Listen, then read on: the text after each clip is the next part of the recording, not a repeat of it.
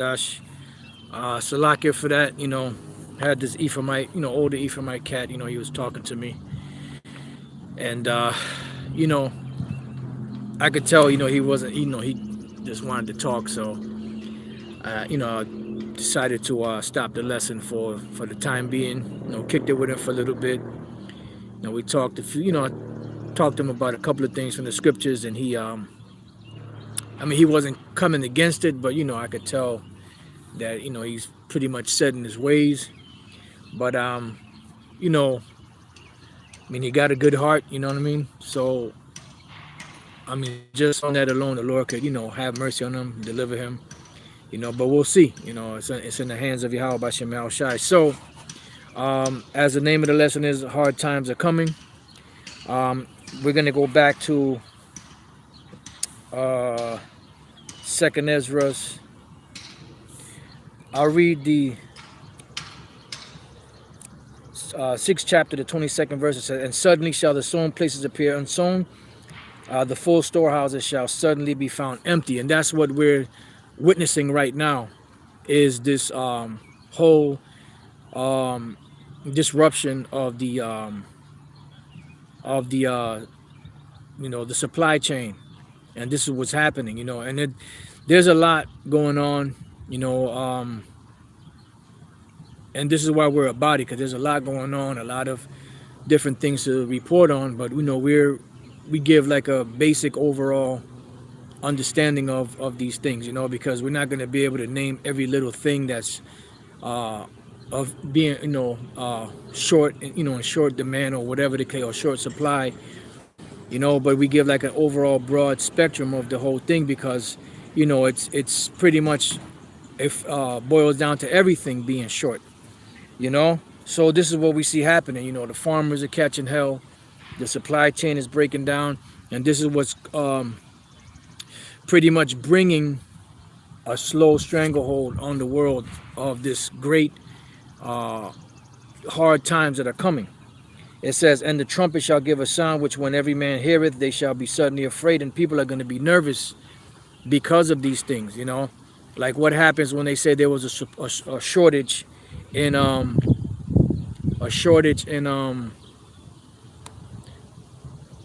bathroom tissue, toilet tissue. What happened? Everybody went out and bought mountains of toilet tissue where you couldn't find toilet tissue. And then when you did find it, the prices were higher because, there was a short supply. There weren't that many. Then it went into the alcohol, to the peroxide, different things like that. Then you had a surge in masks. Notice they never had a shortage of masks. They barely didn't have. They had masks out there, but they never had a shortage of masks. They never had a shortage of protective gear out here, but they had a shortage of so-called toilet tissue and so-called alcohol and things like that. Which eventually that just was a trial run for when they say, well, there's a shortage of this, or this is gonna happen, or prepare for the next 3 days, so on and so forth. People gonna go crazy and go and wipe out the store, of all of that food that's there. And there's only about 3 days supplies of food in each supermarket when you go there. So much so you don't even see it no more. Before you said, well, limited to 2 items per person. You don't even see that anymore. You could buy now as much as you want. So it's just basically a cat and mouse game, between the international banking families and the people of the world, and this is pretty much the Lord using the pawns on the in the world to make His moves. It says, "At that time shall friends fight one against another like enemies," because the Lord said that, because iniquity shall abound, the love of many shall wax cold. It says, "And the earth shall stand in fear with those that dwell therein. The springs of the fountains shall stand still, and in 3 hours they shall not run." Yeah, there's going to be droughts, as you see going on right now in the West, Midwest. There's a lot of droughts going on, which those droughts are affecting, the wildfires, but they're also affecting farmers. you know, and whatever bit of crops that they might have that they are still able to grow, that's affecting that. So that's all a part of those fearful constellations, you know, the breakdown in this supply. Because at the end of the day, the Lord said that his word doesn't go out void. Whatever he said, spoke about, is going to happen, it's going to come to pass, you know. So the Lord is making many moves and making one move. Like there's a term, you know, killing two birds with one stone. Well, the Lord kills many birds with one stone. And this is what we see happening right now with this whole disruption. Because what it is slowly breaking down society, and it's also slowly breaking down and bringing this whole thing into the time of Jacob's trouble. Because that's ultimately what it boils down to. It boils down to two people on the planet. It boils down to the Edomites and the Israelites. You know, the Edomites are in rulership. The Israelites are not. You know, we catching hell. Time of Jacob's trouble is coming. Once the time of Jacob's trouble comes, then the Lord has to intervene, you know, to deliver his elect, you know. And that's when it'll be checkmate, especially when they start pushing the MOB, which is the microchip, you know, upon the world. And if by this point you can't see that the MOB is the microchip, then you're either blind or you sold out. There's no other way around it. There's no in-betweens. You're either blind or you sold out. It says, whosoever remaineth from all these that I have told thee shall escape, see, and see my salvation in the end of your world, because there are certain things that have to happen before the Lord can bring the end of the age. When you read up above, in this same chapter, it says that Esau is the end of the world and Jacob is the beginning of it that followeth, meaning that the Edomites would be in power at the very end when Yahushua would come back. Isaiah 34, Isaiah 63, 2 Ezra 6 are some of the scriptures that lets you know. The whole book of Revelation, the dragon with the 7 heads and 10 horns, you know, that's all a part of the Edomite beast system. So no matter how you slice it, you know, the Edomites would be the last ruling nation on the planet before Yahushua comes back to establish his throne upon the earth. So if that's the case, that means that the people that are ruling, which beyond a shadow of a doubt, we know who that is, you know, the Edomites, the so-called white people, you know, they are the Edomites, you know. But then you'll have these individuals that have come up like Vocab and the rest of them clowns that say that the Edomites was done away with. They're no longer around because they're trying to get away from the fact, biblical facts and physical facts, that the people that are ruling this planet are the Edomites. And it's funny because the international banking families know, even the Rothschilds, sometimes they claim to be from either from the house of Israel or David, or from the house of the Edomites. And they know that they're from the Edomite. They know that they're not Israelites. They know they're not from the house of David. They're from the house of Adawam, or the Edomites. All right. It says, and the men that are received shall see it, who have not tasted death from their birth. This is talking about the elect. And the heart of the inhabitants, meaning of the pretty much of the elect, shall be changed. Why? Because there's going to be a new meaning given. As to at one point the world was covered by lies of the lies of Esau, beginning with the Renaissance period. Now the hearts of the inhabitants are going to be changed, because the elect are going to start to see what's really going on. And you have those out there that are not a part of the elect among the Edomites and other nations and out there that are so-called truthers, as they call themselves, or whatever they call themselves, that are seeing and witnessing things that are wrong in the society. And they're doing videos, having these alternative media stations, these different podcasts and different websites that are speaking on these situations, that are speaking on these things, you know. So for the most part, a lot of people are waking up. Even Jakes, even like just average Jakes out there, are saying things, are going into current events and actually speaking on things that the average Jake at one time would even speak about. Speaking about China, and the reason why there's a war going on is because of, Taiwan, because Taiwan is a major hub, a major um, economic stronghold or infrastructure to China, and they're trying to keep that hold, and the Taiwanese people are trying to break away from it, you know. So there's a whole lot of things going on that Jake is starting to be privy to, and they're doing research and they're studying, and they're starting to surprise you. Some of the things that come out of their mouth, you're like, okay, all right, this man knows something. But the ultimate knowledge is the knowledge of the scriptures, the knowledge of the prophecy of these scriptures, that that give the actual sense and truth of what's really going on in the world today. So it says, and the heart of the inhabitants shall be changed and turn into another meaning, for evil shall be put out, and deceit shall be quenched. Yeah. And that's why these devils are going to make a last-ditch attempt in deceiving the whole world. But it says that if it were possible, they're going to be so convincing that if it were possible, they should deceive the very elect. But it's not possible to deceive the elect because they are the elect. It says, as for faith, it shall flourish, corruption shall be overcome, and the truth which hath been so long without fruit shall be declared. And this is what we're witnessing right now, the truth being declared on the earth. The word declare, de is de or of, and clear is where you get the word clear. So made clear or of clear. So it's going to be declared, or it's going to be made clear because of the things that are being witnessed.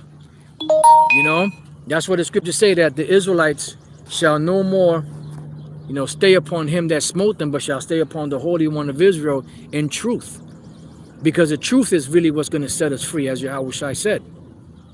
And the Lord is using the truth to break that yoke from off our necks. That yoke of blindness that Jake has, because it's not so much as a physical bondage that Jake is going through today. It's more so a spiritual blindness that Jake is going through, and that blindness is being lifted up on the elect. And you have even some Jakes out there that may not be a part of the elect that are waking up to certain truths. But the ultimate truth for Israel is to wake up to the actual truth of the scriptures, of the things that are being taught. So let's go real quick to the book of Matthew, real quick. And I may have to make hot tracks over to this tree over here. Damn, what happened? Oh, Salakia. I just didn't set up over there because of that truck that's there, But I may have to make some moves because, it's getting a little hot out here. And, I didn't have enough hands to bring, all the stuff with me. So just bear with me as we make some moves, So walk with me. All right. I think I got everything. All right. I'm gonna give you a nice view of the park. Let's see right there. There you go. All right, so let's get back into it. This is the book of Matthew, the 24th chapter, and the 3rd verse. And see, these are keys, because when you read the scriptures, there's a lot of things that are said, but the Spirit has to be with you to be able to see it. And even some of these wacky-tacky Christians, they speak about these things, but yet still in all, they really they can't see the full picture unless the Lord opens up their mind. Just bear with me 1 second.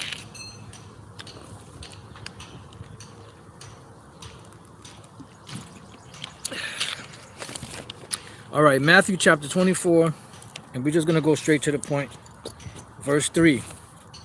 It says, "And as he sat upon the Mount of Olives, the disciples came unto him privately, saying, Tell us, what shall these things be?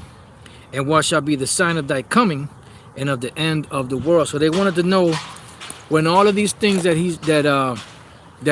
they were waiting for were going to take place, so that they can be established in the kingdom of heaven, because that's ultimately what the prophets and the men of the Lord always look for, was the kingdom of heaven.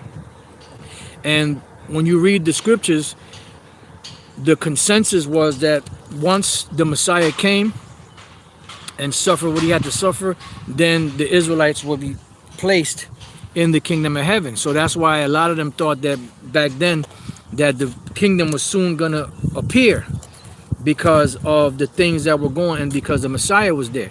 And that's why Yahushua said, the kingdom of heaven cometh not with observation, for the kingdom of heaven is within you.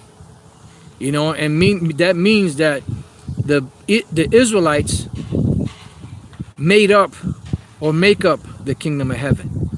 You know, the actual physical land and the buildings and different things like that, that's just that's a part of the kingdom of heaven, but the ultimate kingdom of heaven are the Israelites.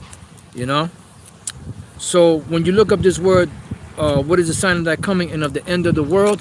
That word world there goes back to the Greek word eon, which means an uninterrupted rule, an age. In the Latin is seculi, you know, which is an age. That goes to the Hebrew iwalam, which is age, you know, an uninterrupted rule. So every empire had their chance to rule, and every empire had their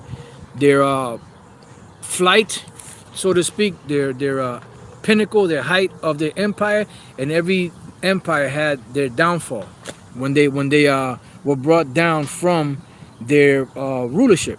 Now, when the kingdom of heaven is established, Yahweh kingdom / Israel's kingdom, is going to be an everlasting kingdom. It shall never be brought down ever again once it's established. You know, so this is what the prophets have always been waiting for. So now let's go from there. Let's go back to the Apocrypha. Let's go to the book of 2nd Ezra, chapter 16. And Yahushua spoke, actually, Salaki, let me read a little more. He said, and Yahushua answered and said unto them, Take heed that no man deceive you, for many shall come in my name, saying, I am the anointed, and shall deceive many. And we see a lot of that going on. You know, it doesn't necessarily mean that they're saying that they're the Messiah, but they're so-called anointed. You know, that they're endowed with the Spirit. And a lot of them are not. That's why the scriptures say, try the Spirit by the Spirit. It says, and you shall hear of wars and rumors of wars. See that you be not troubled, for all these things must come to pass, but the end is not yet. For nation shall rise against nation, and kingdom against kingdom, and there shall be famines and pestilences and earthquakes in divers places. And that's why you're seeing these so-called pandemics, or whatever the case may be. You have these different so-called diseases, viruses, you know, whatever they may be, happening because it's the Lord doing that. Now, the so-called, you know, the Crown Royale, you know, that you see going on, has different variants, and one of the variants is the Delta variant, which your brother sent me this earlier, which it's funny because we know this, but you know, it's sometimes it takes someone to isolate it to really bring it to light, because the new so-called variant they got out there is the Delta variant, and Delta, right, goes back to the 4th letter in the Greek alphabet. You know, you got Alpha, Beta, Gamma, Delta, right, which goes back to the 4th letter in the Hebrew alphabet, Abba, Gad, Da, which the word Da, the symbolism for it is Dalath. The word Dalath means door, because this right here could be the door to the New World Order. You know, when they push that out there, and people start getting sick from that, because a lot of people have been jabbed, a lot of people's immune system has been compromised, A lot of people have been poked through the blood-brain barrier with that wooden Q-tip, you know, which allows things in and allows things out, you know. So this could just very well be the door that they're opening up, the Pandora's box, to making a real serious pestilence jump on people, so to speak, you know. So, you know, we waiting to see, but it's no coincidence that that word means Dalath and that they calling it that. When these devils called the space missions that they were doing Apollo, there was no dark, or there was no mistake, should I say, of why they used the word Apollo, because the word Apollo is a Greek word which means destruction. And why did they call it that? Because they were on a mission to go where? To so-called space, all right, or to space, to the so-called moon, because they never made it to the moon, you know. That's funny because they passed by. You know, I had to make moves because, you know, that brother could talk, you know. So I said, man, I gotta get on up out of here. And they just drove by. I thought that he was gonna see me, but he didn't. He was cool, but you know, I had to make a move. But there's no coincidence that they call it Apollo, because the word Apollo means destroyer. Now, why did they call it that? Because the Lord said that if the heavens above can be measured, you know, and sought out, and the sun and the moon and stars stop shining, then will the Lord do away with the nation of Israel. So their mission in searching space is not searching for new resources that can benefit the people of the earth. No, it's searching out the heavens so they can say, "Up, Lord, you said that if we searched out the heavens and we found out everything that's up there, you have to destroy the nation of Israel." But that's not going to happen, because the Most High pretty much was being facetious, because he knew that these devils couldn't do not one of those things, because they haven't searched out the whole earth. So how and they are not able to search out the water, you know, and these are things that are here on the earth. So how in the hell are they going to search out the heavens? So that's why they called it Apollo, or destroyer, you know. Then you had what? Challenger, because they're challenging the Most High. Endeavor, which means to try, you know, to make, you know, to put an effort into it, because they're trying to destroy the nation of Israel. The real Israelites, the so-called Negroes, Latinos, and Native American Indians, and wherever they may be scattered around the world. All right? So let's go to 2nd Ezra 16 and 17. We're going to read a couple of verses and then, you know, call it there. It says, woe is me, who will deliver me in those days, because there's going to be great tribulation in these times. You know, and the prophets spoke about these things. The prophets seen it. The prophets got sick because of these things that they saw. It says, the beginning of sorrows and great mournings. See, great mournings. So hard times are coming. It says, the beginning of famine and great death, because a lot of famine causes death, and there's going to be a lot of death just based off of famine. But that's not going to be the only pestilence, so to speak, or the only thing that's going to bring great death. It says, the beginning of wars, and the powers shall stand in fear. Who are the powers? These different governments, because this is going to get out of their hand. It's going to come to a point where they think that they have it all under control, order out of chaos, you know, order out of chaos, but it's going to get out of their hands, because the Lord, which is using them, is going to, as Elder Yashua always says, is going to slap the controller out of Esau's hand. And he's going to direct everything, even though he's directing it while they're doing it. But they think that they're doing it, and they think that they have it under control, but the Lord is going to make it go in a different direction than what they expect. The beginning of evils, what shall I do when these evils shall come? Yeah, because our hope is that the Lord will deliver us in these times, because we're doing the best that we can, you know, in doing this work. You see? And that's why the prophets not only prayed for the destruction, but they also prayed for mercy for themselves when the destruction came. It says, behold, famine and plague, tribulation and anguish, hard times, are sent as scourges for amendment. So a part of the problem, or these hard times, is going to be famines on top of everything else. And that's what you see going on and what's happening. That's why you see the disruption of the food supply. That's why you see the disruption of the farmers. You know, these different droughts, whether man-made or not, they're all of the Lord anyway. So we seeing what's happening around the world because it's the Heavenly Father's time to visit the earth. And all of these things were spoken of thousands of years ago. And we're witnessing them happening right now. And the Spirit always has me say, there's always been wars. There have always been famines. There have always been pestilences. There have always been all different manner of things happening upon the earth, but never on this scale. And never in clusters like we see going on right now. Because this is the time for the Lord to take this place out. You see? It says, but for all these things they shall not turn from their wickedness, nor be always mindful of the scourges. Yeah, because that's Jake. You know, you go back to Haiti, what was that, 2005 if I'm not mistaken, that great earthquake.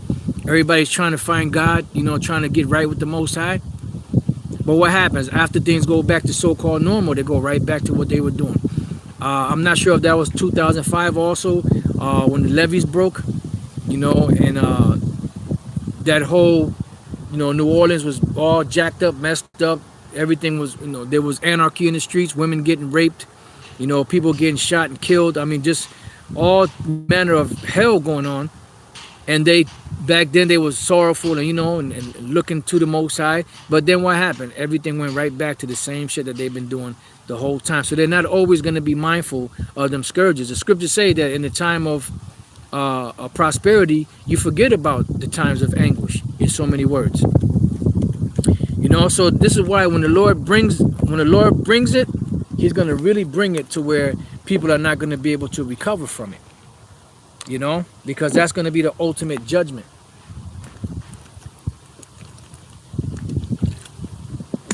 Salakia. It says, behold, victuals shall be so good cheap upon earth that they shall think themselves to be in good case. Yeah. They're going to think that, oh, things are going back to normal. Everything is cool. Everything is you know, is on the up and up. The so-called economy is, you know, recovering. It's not recovering. All that's happening is that the money that's being given to these people, which they think is free money, when they spend it into the economy, it gives a false hope that the economy is getting better. But all that's happening is that that same money, the same dollars, are being put back into the economy. You know, are being put back into the economy. And that's causing the existing dollars to be cheapened even more, which creating the illusion of rising prices. But it's because you got to pay more dollars because there's more dollars in that economic soup that's being watered down day by day. And even then shall evils grow upon the earth. So it's going to be more evils growing upon the earth. People thinking now that everything's starting to level out, you know, starting to kind of get some type of normalcy. But it says, even then shall evils grow upon the earth. Sword, famine, and great confusion. Because people are going to lose it. Like Gerald Celente always says, when people have nothing to lose, they lose it. Yeah. It's going to be survival of the fittest. It's going to be hard times. You know, they're going to be in straits, positions of difficulty. You know, trying to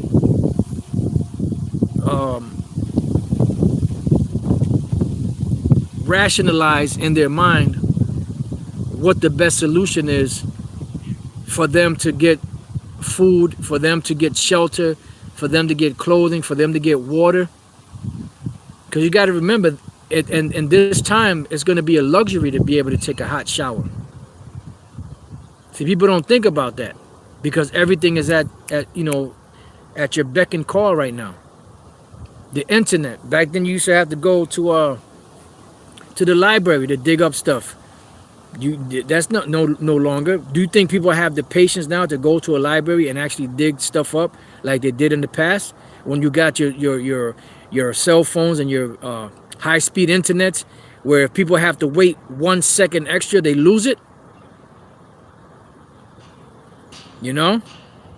I've had people say, "Well, oh, you want to use my computer?" Oh, no, no, you don't have the high speed. Oh no, you know, because they can't wait like they used to back in the days, because everything is convenience, everything is speed.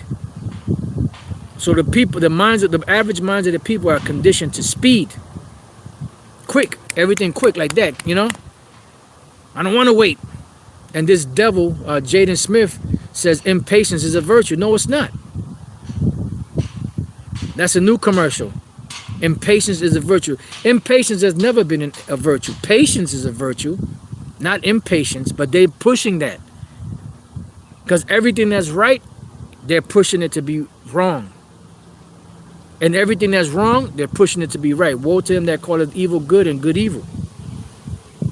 It says, for many of them that dwell upon earth shall perish of famine, and the other that escape the hunger shall the sword destroy. And that's what's going to go down. You're going to get away from one situation and run into another situation. Just like in the book of Amos. It says, and the dead shall be cast out as dung.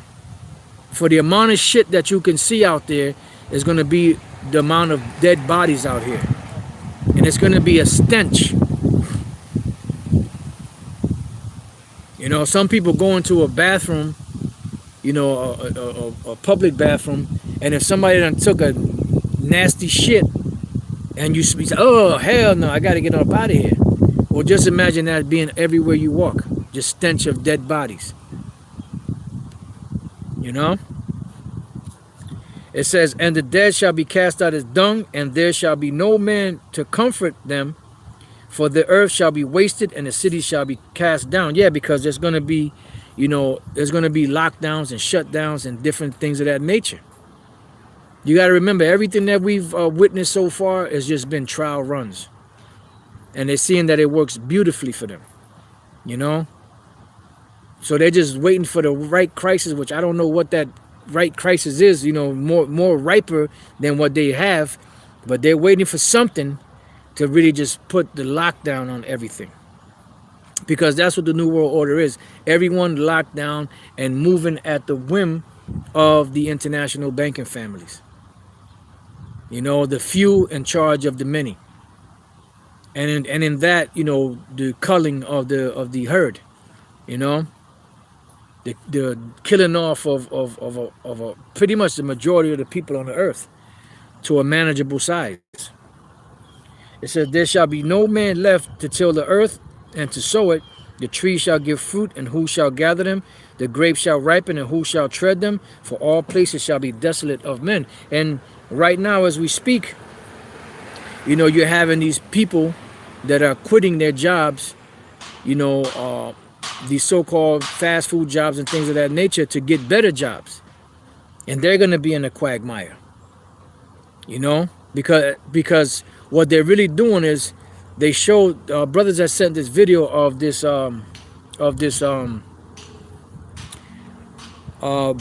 Jake woman. I think she was a young Judite woman. I believe she was a Judite, if I can remember right. And she was like, oh my God, I can't believe this. And then she turned the camera around, and there was an actual robot, you know, cooking burgers and taking the burgers off, you know, and making actual burgers and pulling them off, and they were cooked perfect, you know. So that's going to open up the window for that. You know, the robots don't need to take breaks. You know, they don't get sick. You know, they don't need vacations. You know, so it's you know, that's opening up a door for that. Less overhead. They don't have to pay the robot. All they gotta do is maintain them. It won't take much to maintain them. So it's very interesting to see what's going on in these days, man. So that one man shall desire to see another, and to hear his voice. For of a city there shall be left 10, and 2 of the field, which shall hide themselves in the thick groves and in the clefts of the rocks. As in an orchard of olives, upon every tree there are left 3 or 4 olives, Or as when a vineyard is gathered, there are left some clusters of them that diligently seek through the vineyard. Even so, in those days there shall be 3 or 4 left by them that search their houses with the sword. Yeah, because things are going to get so desperate, people are going to kill other people for what they have. It says, and the earth shall be laid waste, and the fields thereof shall wax old, and her ways and all her paths shall grow full of thorns, because no man shall travel there through. Yeah, because once these farmers are not able to farm anymore, what you think is going to happen to that land? For the most part, it's going to be grown over, because there's going to be no need for them to plant these big crops if they're not going to make no money off of it. They're going to resort to a smaller portion of the land and make food for themselves and for just the immediate families around them, maybe. It says, the virgins shall mourn having no bridegroom, the women shall mourn having no husband, their daughters shall mourn having no helpers. In the wars shall the bridegrooms be destroyed, and their husbands shall perish of famine. And this reminds me of Isaiah, the 3rd chapter, towards the end, where it speaks about these things. And it says, and in that day 7 women shall take hold of one man, when these calamities start to come upon the earth. And these women are going to get in order right away, overnight. You know, because the problem is that there's too much liberty given to these women, and it's the wrong type of liberty, to where they think that they're in charge. They think that they run things, and that's the wrong thing to do, because they don't know what to do with that power. And this is why they turn out to be lesbians, and you have this heavy feminist spirit in the world. This heavy women are equal to men, but now that they wanted, the same rights for men and for women, and they got it, you got transgender men that think that they're women competing in women's sports and destroying women's sports, destroying these women. But that's what they wanted. Oh, it's not fair, he's a man. But wait a minute, didn't you want equal rights? Didn't you say men and women were equal? You wanted equal pay? Well, now that these men, transgender men, are going into these women's sports, they're destroying these women's sports. They're destroying these women. They're breaking their eye sockets. They're breaking their nose, their face, their jaws. And then they're throwing their hands up like they really believe that they were a fucking woman, fighting a woman. That's what you get. You want it, so you got it. Hear now these things and understand them, ye servants of the Lord. Behold, the word of the Lord, receive it. Believe not the gods of whom the Lord spake. Behold, the plagues draw nigh and are not slack. And they're not slacking now. They're coming in clusters and in punches and bunches. It says, behold, the plagues draw nigh and are not slack, as when a woman with child in the 9th month bringeth forth her son, within 2 or 3 hours of birth, great pains compass her womb, which pains when the child cometh forth, they slack not a moment. So we're coming to the point where the prophecies are moving fast and they're multiplying exponentially. That's why it's hard to keep up with everything going on. And that's why the Lord has a body out here of brothers doing these videos and reporting on these things that are going on, because these are all prophecies to bring the end of the world. It's a must. Scripture says we have a more sure word of prophecy. It says, even so shall not the plagues be slack to come upon the earth, and the world shall mourn, and sorrow shall come upon it on every side. Why? Because it's the time of the Lord's judgments. Before he judges the ones that are in control, the Edomites, the other nations, 2/3 of Israelites here in America, and wherever the people are in the world that the Lord is going to bring judgment upon. Because the Lord said that when the Lord comes back, the slain of the Lord shall be many. There's going to be multitudes of dead people around the world. Because the Lord is going to really give it the real reset, the great reset, the ultimate reset. It says, "O my people, hear my word, make you ready to the battle." So how do we make ourselves ready to the battle? Not by getting guns or swords and none of that. By applying the things that we learned, so that when the time comes, the Lord can keep that hedge about us. And knowledge and wisdom shall be the stability of thy times and strength of salvation. The fear of the Lord is his treasure. And in those evils be even as pilgrims upon the earth. So we're supposed to be as pilgrims, you know, not trying to, you know, better our lives as far as getting better homes and, you know, I mean, if you have a job and you have opportunity to get a better job, hey, so be it. If you're if you're in a rat hole and you have an opportunity to get a better apartment or something like that, yeah, by all means. But don't say, oh, you know, I'm gonna invest all this money just in case, you know, I'm gonna buy this house just in case. Then you're coming deceitfully. You know, you have an ulterior motive. You don't believe that this thing is going on, because if you have a plan B, so to speak, for just in case this doesn't happen, that means you don't believe in it. You know? Now, if you can better your situation, so by all means, just as long as it's not interfering with doing the work of the Lord. He that selleth, let him be as he that fleeth away, and he that buyeth as one that will lose. He that occupieth merchandise as he that have no profit by it, and he that buildeth as he that shall not dwell there. And yeah, you have to treat this as if every day is the last day here. You know? If we get it, Lord's will, we get this accomplished, but Lord's will, the Lord will come and destroy this place and deliver us. Fuck that project that I was working on. You know? He that soweth as if he should not reap, so also he that planteth the vineyard as he that shall not gather the grapes. They that marry as they that shall get no children, and they that marry not as the widowers. And therefore they that labor, labor in vain. For strangers shall reap their fruits and spoil their goods, overthrow their houses and take their children captive. Yeah, there's going to be a great insurrection upon those that fear the Lord. You know, those concentration camps ain't there for no reason. Those detention centers are not there for no reason. The legislation is not in place for no reason. The movie, The Spook That Sat Behind the Door, when the dude was talking to I don't know if I believe it was a mayor or something like that, he told him, look, the concentration camp, detention centers are already in place. The 1950 Subversion Act. You're talking about going back to the 50s. Before that, you had what? You had internment centers that were set up to place the so-called Japanese Americans in there because of the war. If they did that back then, you don't think they'll do it again?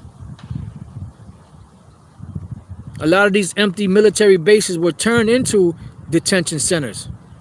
You have privately owned prisons. You don't think them people want to make money? Prisons are not going to make no money if they're empty.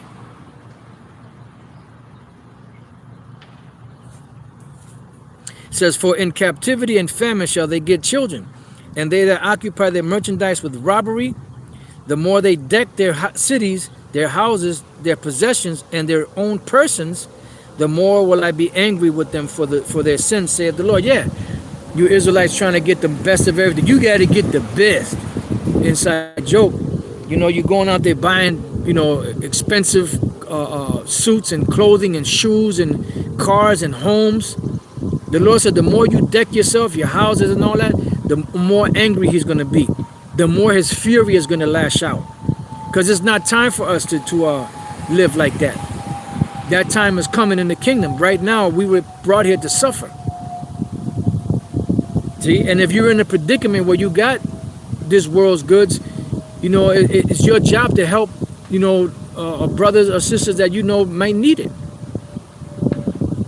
It says, like as a whore envieth a right, honest, and virtuous woman, so shall righteousness hate iniquity when she decketh herself, and shall accuse her to her face when he cometh that shall defend him, that diligently searcheth out every sin upon earth.